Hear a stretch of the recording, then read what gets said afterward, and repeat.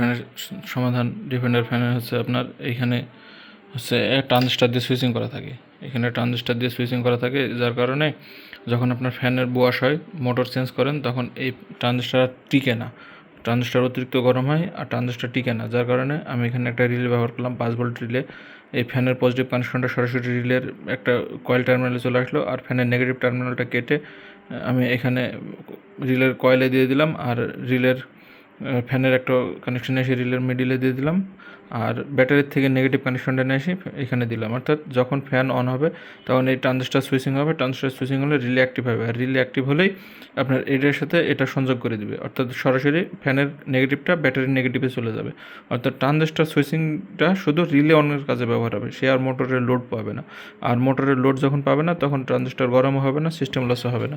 এই জন্য আমি 5 ভোল্ট রিলে দিয়ে এটা সংযোগ করে দিলাম। আপনারা চাইলে এভাবে সংযোগ করে নিতে পারেন। যদি আপনাদের ডিফেন্ডার ফ্যানে বেশি জ্বালায়, খুব ঝামেলা করে, তাহলে আপনার রিলে দিয়ে সমাধান করে নিতে পারবেন।